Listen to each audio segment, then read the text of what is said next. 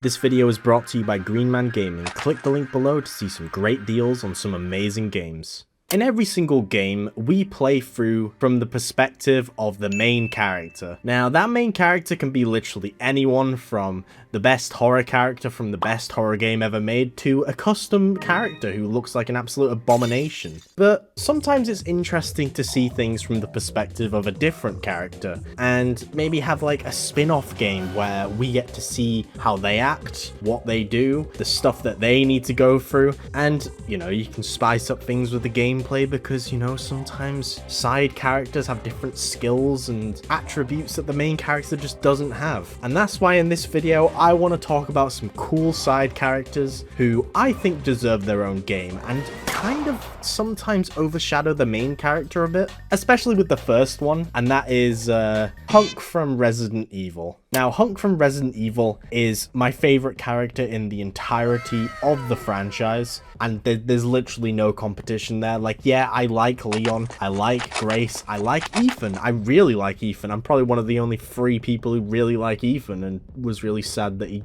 passed away in Village. But Hunk, there's something about Hunk that he just oozes with mystery, man. He's such a interesting character, and he also is just so cool. Like, you are able to play as him in a lot of games. Resident Evil 2 has the 4th survivor, where it shows to us that that motherfucker goes through the entirety of what Leon and Claire went through, going up from the sewers to the police station and escaping in one run, dealing with it at its absolute worst with only a few pieces of gear, with no pickups because fucking Leon and Claire took them all. He's a no-nonsense guy. He just wants to do the mission and get out. He's a very grey character on the moral scale. Like, yeah, he works for Umbrella and he kills innocent people and stuff, but like, I don't know, he's a very interesting guy. And yeah, you could easily argue that there are some games based on him, like Umbrella Corp, but like, do I really need to say anything else? Fuck that game. You don't even technically play as Hunk, you play as people training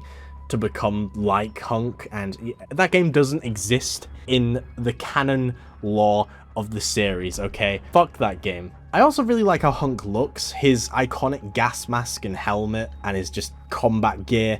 I mod almost every Resident Evil game to be able to play through as Hunk because he just looks so cool. He looks cool, he's fucking overpowered as shit. They would probably have to nerf him if they did make a game about him, because his neck snap move is you can literally one-shot powerful enemies in Resident Evil 4 on the mercenaries mode with that shit. Oh, and he also he can also kill Leon with it in the boss fight in Requiem, although there's a whole argument that that's not actually him, even though it is him. Guys, he dies.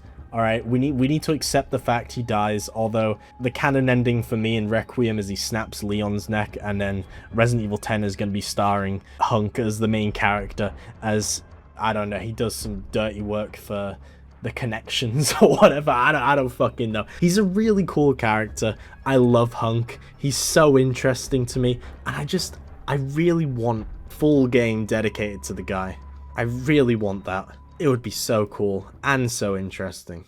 Now, the next character I want to talk about who I wish got his own game is Brecken from Dying Light. Now, this one's really interesting because Dying Light was actually supposed to be Brecken's game. Now, let me explain myself here. So, the announcement trailer for Dying Light is this CG cinematic trailer. It's iconic. It has Run Boy Run playing in the background, and whenever I hear that song, I think of this trailer in Dying Light. But we don't see Kyle Crane in the trailer. No, instead we see Brecken himself with like a squad that slowly gets picked off one by one, and at the end he gets bashed in the head when he gets to an airdrop, which we can actually see in the game because he has a bunch of bandages on his head and he even references what happened during that. It's cool shit. But what's even more interesting is in the gameplay reveal, we can even hear the main character speaking, and that ain't Kyle Crane. Jade, I need to check something out. No, originally we were playing as Brecken himself in Dying Light, so I'm not entirely sure what happened in the making of Dying Light. I know Techland have very turbulent development.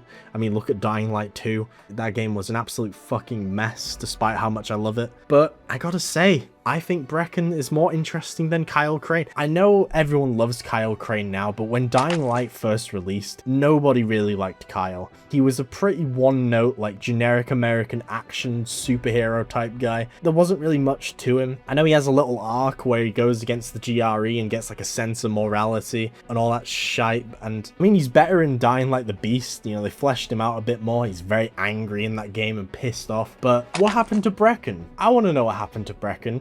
I want a game where we play as Brecken and we get a scene from first person perspective where he punches that TV screen and goes, "There were kids in there." That's what I want. That's what I fucking want, Techland. Give me that shit. It'd be really cool to just have a game from his perspective, see what he's up to. And they can do that because he's a parkour instructor. He's the one who taught like Raheem and set up the whole like intro parkour tutorial to like teach people to become runners, to get antizin drops and stuff. He would definitely work as a playable character, and I think it's a missed opportunity to do nothing with him.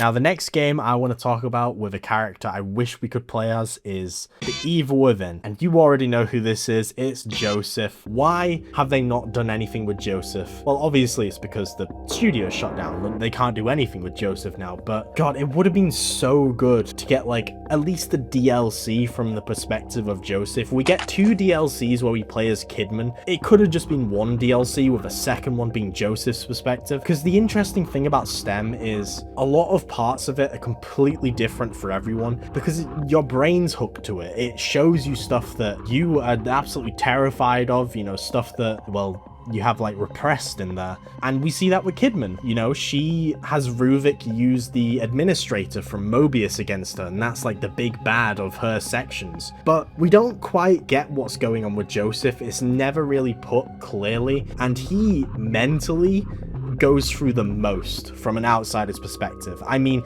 we even get a boss fight against him as Kidman where we need to sneak around him and like hit him in the back a bunch of times.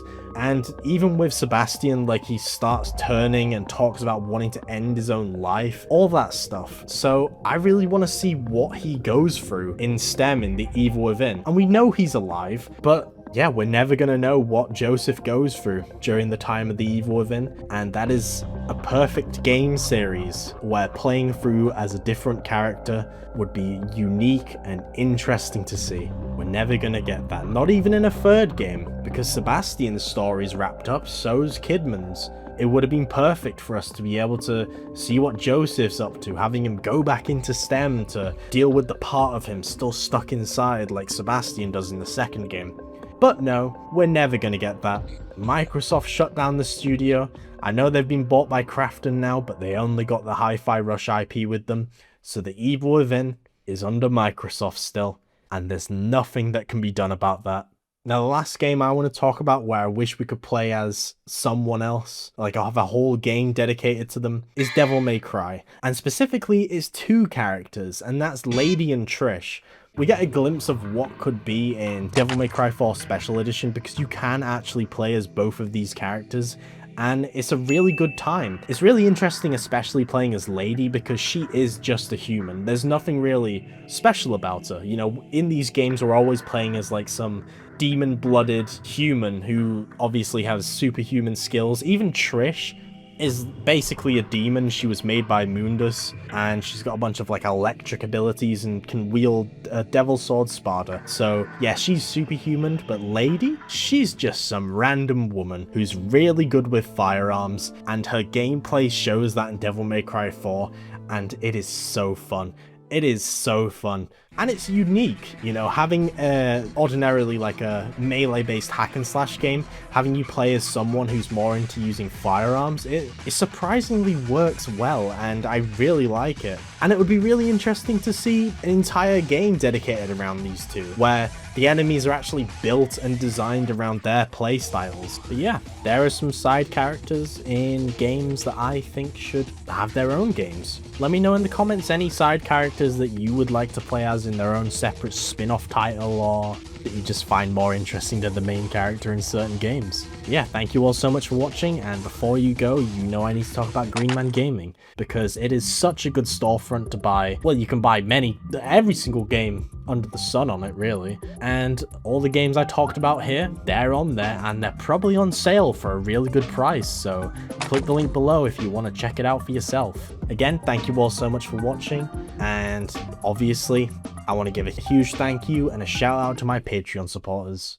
That being Finn Trashboat, Nintendo Pro, Profit, Pitstab, Bouncer Storm Productions, and Daniel Levchenko. And a huge thank you to my channel members, that being Bart TV DB6819, Puggyboy8529, Drift King 7763, Cat OXD, Randomness 7550, Nikki the Pro LP, Matt 2601, Kindly Bacon 18, One Stundy Gaming 340, Clinton Lake T56X, Wentel Swanky Pants 677, Adriel Low Young 8770, J Rash, Shake the Heavens, Imdisc Inserted, NCR 8111, Courtney Williams DR9TB, Zello 007, On The Go Gaming 109, Terrier Meow Meow, Quack29, Plates Fly 8362, Liam Talks About, Mashallah 4566, Marcus Platts, Joshua Whitford 5509, Evan Underhill 2342, Bidu Fadoom, Gabriel Padro 5589, Scary 1407, Eggy 613, Riff King 66, Andrea Stewart 8871, Galaxy 11243, Glosky 36, Floaty 38, The Slopped Hog Within,